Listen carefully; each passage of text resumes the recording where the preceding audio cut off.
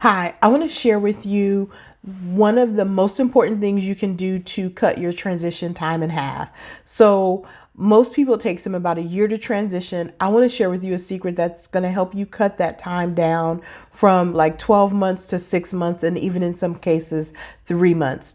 But this is the deal. When I share with you the secret, I'm going to ask you to just hold on for a second, take a deep breath, and let me go into a little bit more detail around why this secret is so important. Hi, my name is Lisa Carter. I'm a career transition coach. I work almost exclusively with teachers. And the number one secret that I want to share with you is meant to help you make it through this process of transition, which I know from having talked to many of you is harder than you ever thought it would be, taking longer than you would ever thought it was going to take, and is just like over the top frustrating, right? So let me share the tip with you, and then we're going to backtrack, and I'm going to tell you the reasons why this tip is so important and then how you can use it. So remember, when I tell you what the tip is, do not stop the video. Let me just explain, okay? So here we go. The number one tip for helping you to cut your transition time in half is to create a self-care plan. There, I've said it, right? So if you're rolling your eyes and groaning like, Lisa, really? Yes, really. And let me tell you why.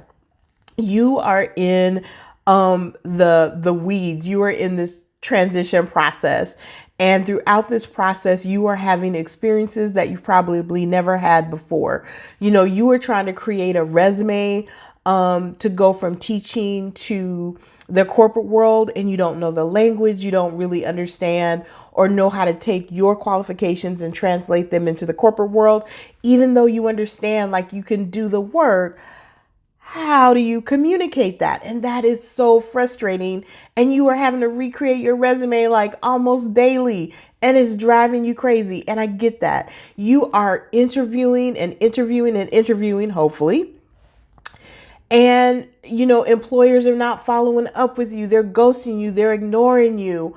Or you're getting, you think you have the interview on lock and everybody was so positive, and you're just waiting for that job offer to come through, and you keep over and over and over hearing, oh, we went with the other candidate. They had more experience.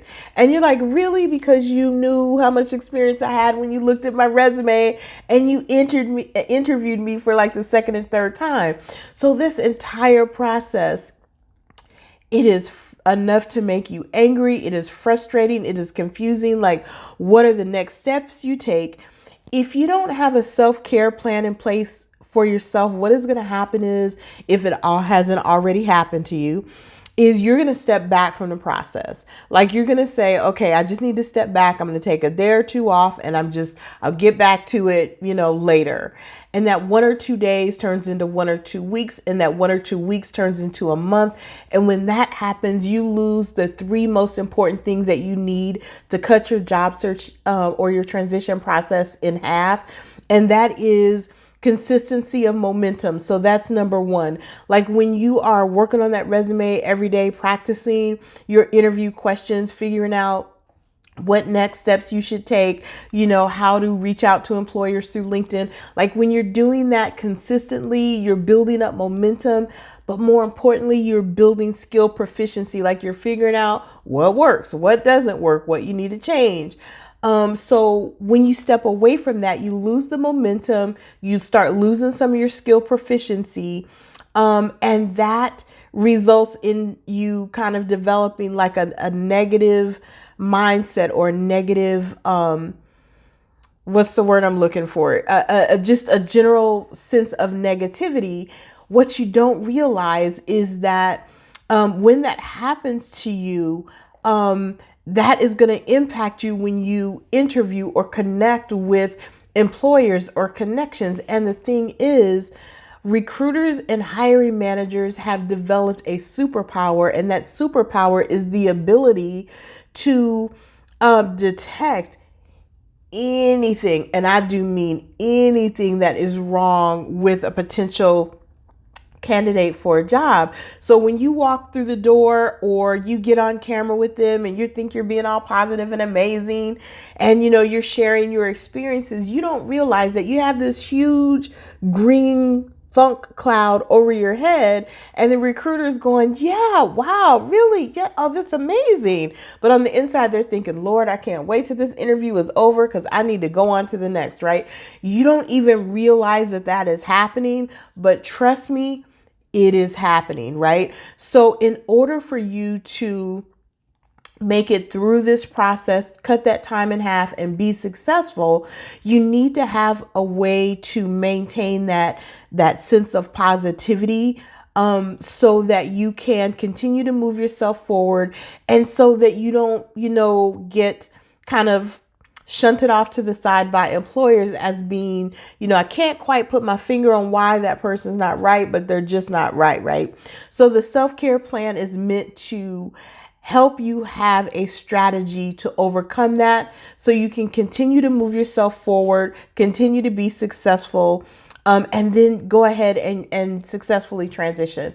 So when it comes to a self-care plan, this thing does not have to be like this elaborate 15-page deal, right? There are literally 4 things that I want you to consider when it comes to putting together your self-care plan. So the first thing that I want you to consider is this: what can you do consistently on a day in, day out basis to keep yourself generally feeling positive, creative, and like open? So for me, what I do is I have to, like, when I say have to, I have got to get up every morning, go to the gym, get on the treadmill and walk a mile.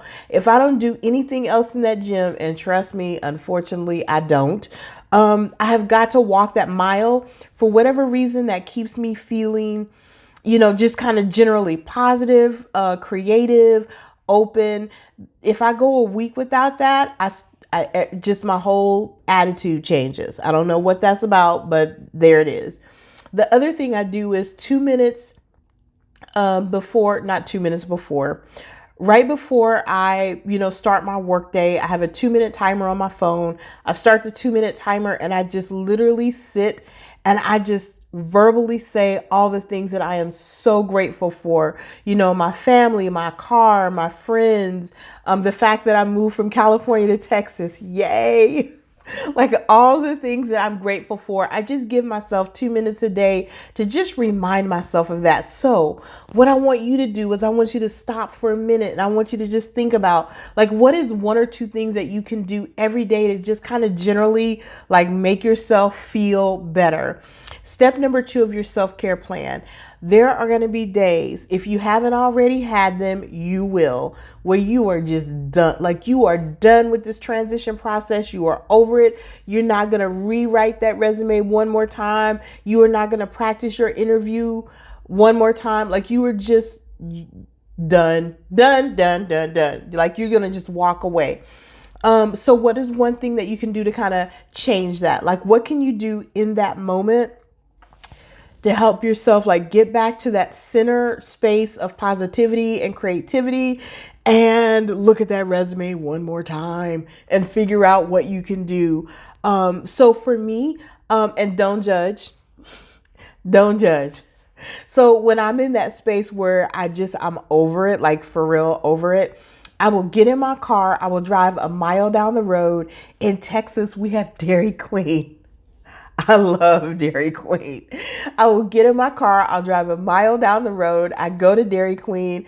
I order a medium chocolate extreme. I sit in my car. I leisurely eat my chocolate extreme and I drive home. And for whatever reason, that kind of gives me the space that I need to just allow some of that positivity to flow in. I almost always come up with a solution or part of a solution for whatever I'm struggling with. And I'm able to just take that one more step to move myself forward. So when you create your self-care plan, what is one thing you can do, like when you're in the moment, when you are so over it? What can you do to help move yourself out of that into a space where you're feeling more positive, more creative, more open, so that you can, look at the resume one more time, right? So that's the second thing that I want you to consider. Figure out what that is and then commit to doing it every day.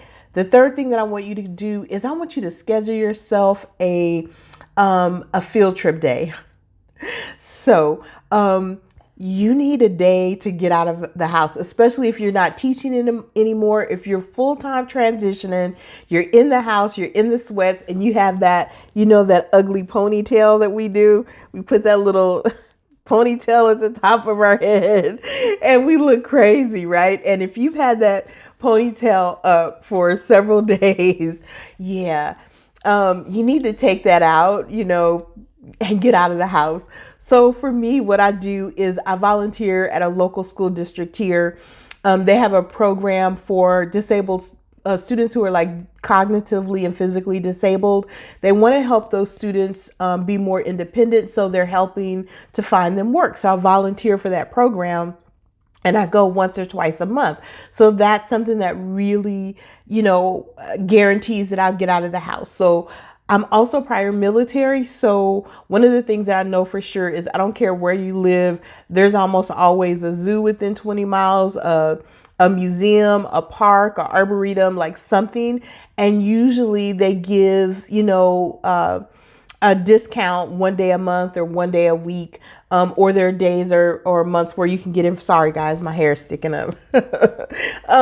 So you can just get into those places for like free or for a reduced price. Yeah, so you need to do that. You need to take that funky ball on the top of your head. Go ahead, girl, and take that down and get out of the house, right? You need to just do that. So that's the third part of your transition plan. Figure out what you're going to do, put that on your calendar, set it up on your phone so you have a reminder, and get out. And then the fourth thing you need to do is you need to put together your team.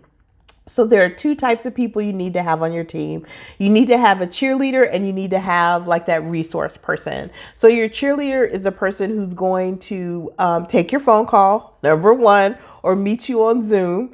And you're going to be able to just kind of spew, like just verbally spew all of the crazy stuff that is happening to you through this transition. You need to just like get that out. And you need somebody to say, "What? Girl, for real? No, you can do it," right? You need that person in your life. So if you are in a situation where you don't like have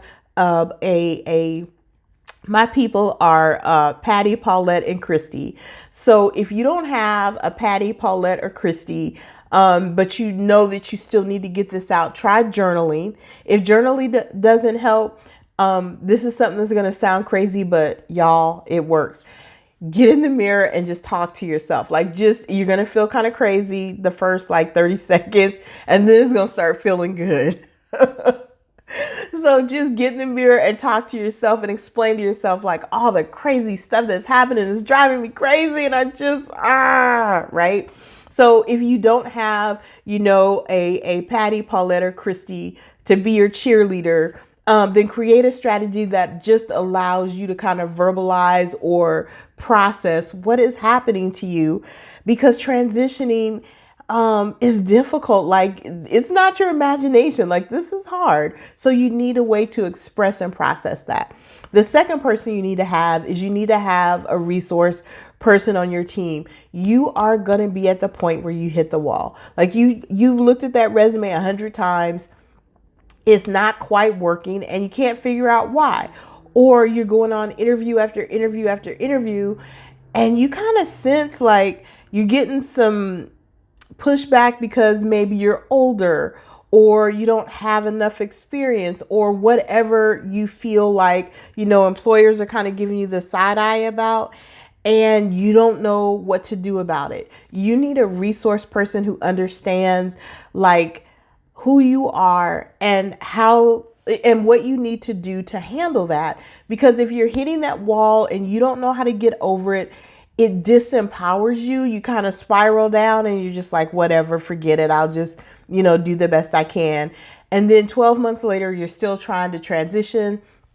And it doesn't need to be that. So just make sure you have your cheerleader and your resource person. So again, you can just take care of yourself and move yourself forward. So y'all, that is a simple, easy, quick self-care plan that you can put together. I guarantee that if you take care of your emotional state, keep yourself in a state of positivity, or have a strategy to help move you back to a place where you maintain that positivity, I guarantee you that everything else you do will start to become easier. You're able to continue to be consistent, learn the skills that you need to learn, and quickly be successful in your transition. So with that said, I'm going to go ahead and wrap up this video. I hope this was helpful to you, but even more, my deepest prayer for you is that you will hear the words that came out of my mouth and that you will apply what I just told you, because I guarantee you